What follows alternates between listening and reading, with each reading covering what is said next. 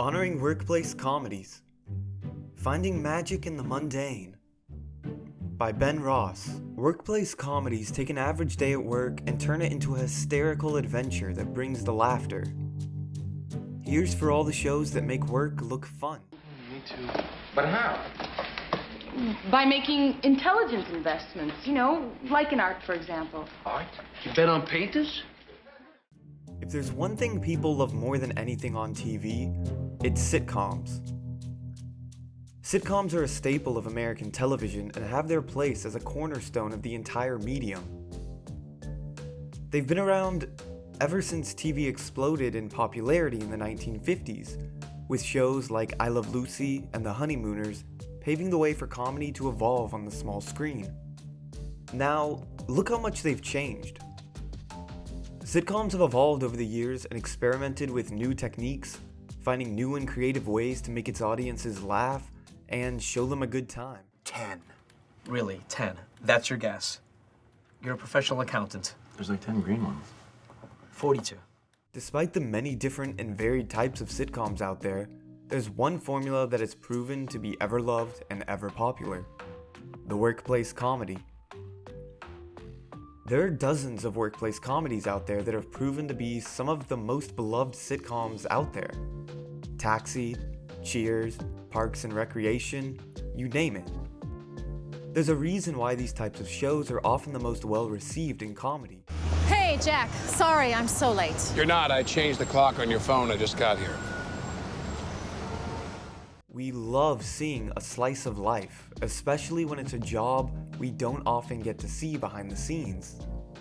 Workplace comedies are fun ways to explore different jobs and their aspects in a comedic way, while also having a deeper meaning. So with all that being said, here's to the shows that find humor in the most boring part of life: the workday. Making work fun. So not only does this thing exist, but now you have deprived everyone of cake. Take a walk, Ron. Yep.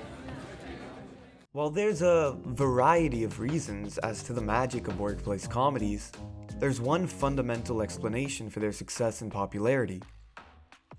They take a dull and monotonous aspect of life and make it fun.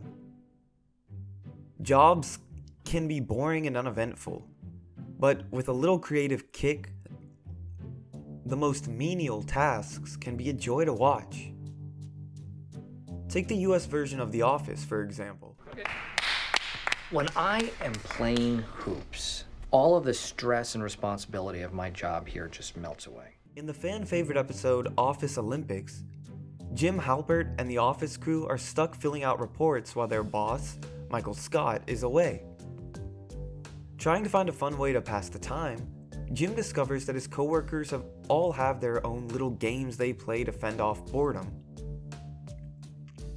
Thus, he creates the Games of the First Dunder Mifflin Olympiad, a set of office-style Olympic games for his coworkers to all take part in for fun. Be competing for gold, silver, and bronze yogurt lids. Now the bronze are really blue, and they're also the backside of the gold. It's a great episode, and one that capitalizes on a simple premise: having fun on a boring day of work. Rough days on the job are common, and workplace comedies make the most grueling or uninteresting parts seem the most entertaining. This is all thanks to the characters, of course, who represent these jobs in the most humorous ways. Take, for example, Ron Swanson of Parks and Recreation. He's the government director of the Pawnee Parks and Recreation Department, but he staunchly believes in small government. If any of you need anything at all, too bad. Deal with your problems yourselves like adults. How does a character who works for the government but hates it do his job, you may ask? Well, he does his best to do the least. He goes out of his way to do as little work as possible and tries to hire people who are awful at their jobs.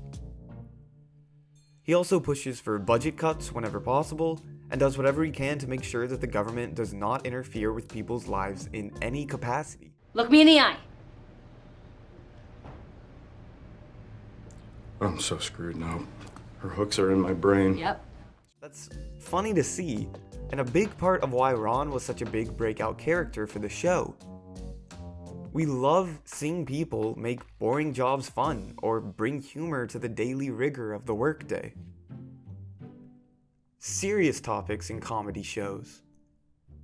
Now, in my eyes, the best kind of shows or movies are those that can touch upon serious subjects and either give a new perspective or create a discussion about them.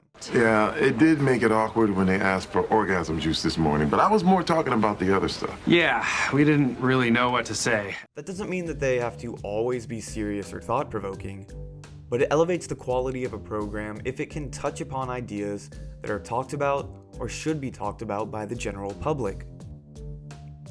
Comedies are no different, and workplace comedies prove to be the best place for this kind of discussion.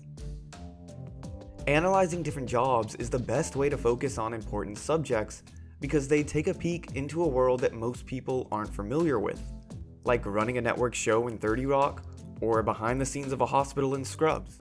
Once you start blaming yourself for deaths that aren't your fault, my friend, that's a slippery slope that you can't come back from. Scrubs has a perfect example of having serious subjects matter in a comedy. Despite the jokes and the fun characters have with each other, the show still takes place in a medical facility, where many people are hurt or dying. In the season 5 episode, My Lunch, JD is feeling down about one of his patients dying and his inability to save them. Another physician, Dr. Cox, consoles him and tells him to try not to let a patient's death affect him personally, until later, when a misdiagnosis from Cox leads to 3 patients getting organ transplants to die as well. And just like that, whatever burden of responsibility I felt was lifted. But like I said before, good news for one person can mean bad news for another. This destroys Cox, who blames himself for their deaths and loses confidence in himself as a medical practitioner. In this episode, being a doctor doesn't look like the fun activity the show sometimes presents it to be. Working in a hospital can be mentally tolling, and seeing patients lose their life can affect healthcare workers deeply.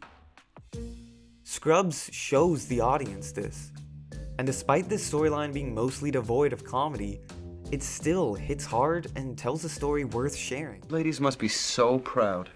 Todd, what are you doing? I'm getting my gay on. Hey, buddy. You and I should totally have sex sometime. A more relevant example of a workplace sitcom getting serious is in the police procedural comedy Brooklyn Nine-Nine. In the episode Moo Moo, Terry Jeffords, a police officer, gets racially profiled by another cop when walking outside at night. Terry is upset and wants to report the incident, but his boss, Captain Holt, won't allow him to do so out of fear of the negative consequences it may have for him. I said our precinct wouldn't profile me, but it still happened. Only one precinct over, which is why you need to keep pushing forward in your career so that you can change the system. The episode explores racism and racial profiling in the workplace, and it does it all in a beautiful way that focuses on a topic many have dealt with in the workplace. As a sitcom about police officers, Brooklyn Nine-Nine deals with the topic of the corrupt police pretty frequently, and still strikes that perfect balance of serious topics and comedic beats. Many shows are like this, but workplace comedies are best at taking these issues that many deal with at their jobs and shining a light on them. Daddy's black? Yeah, That's scary. it is scary. But that cop was wrong, and what he did was bad. A special thanks. All in all, workplace sitcoms are something we all should be grateful for. Without shows to relate to or learn from, comedy would be worse off. Whether it's visiting the bar where everybody knows your name, or seeing your favorite people hanging out at Dunder Mifflin, these ensemble shows bring out the best characters and the hard-hitting topics. Why are you playing the national anthem? Because your condo's in America. But most importantly, they make a normal day of work look fun. These sitcoms deserve the love they receive, and with the thousands of different jobs out there, people will always find creativity in the workforce. But for the shows we have now, here's to the characters who can make us laugh and bring fun to the more boring aspects of life.